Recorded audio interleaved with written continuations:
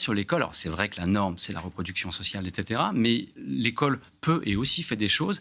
Et en fait, ce qu'il faut bien comprendre depuis 20 ou 30 ans, c'est que si les quartiers populaires, en fait, sont de plus en plus pauvres, c'est aussi parce qu'il y a des trajectoires d'ascension sociale et d'ascension scolaire, et ça, c'est terrible pour les quartiers. La norme, c'est quand il y a un début d'ascension dans une famille, vous partez. Ça se traduit en mobilité résidentielle. Et donc, si les quartiers s'appauvrissent, c'est aussi qu'il y a toute une partie de la population qui sont issus des quartiers populaires, qui ont trouvé un cas peu ou prou, ça prend du temps parce qu'on parle de plus bas, mais une ascension, qui ont eu des diplômes. Qui sont partis. Et ça existe en France. Ça existe en France et qui sont partis. Et d'ailleurs, quand on regarde les statistiques, on voit en gros que les quartiers populaires, c'est à peu près 50-50 en termes de SAS et de NAS. Donc pour ceux qui restent, c'est beaucoup plus dur. Il y a aussi beaucoup plus de ressentiment parce que ça renvoie à un sentiment d'échec qui est en miroir. On regarde ceux et celles qui sont partis.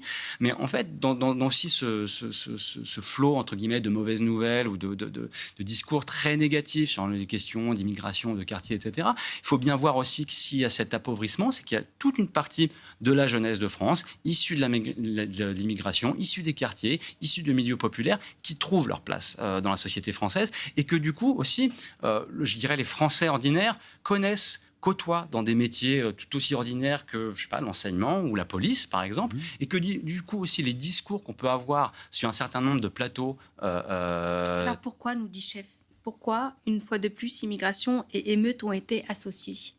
Parce que ce dont je parle, c'est des choses qui se font à bas bruit, qui sont... pas très spectaculaire.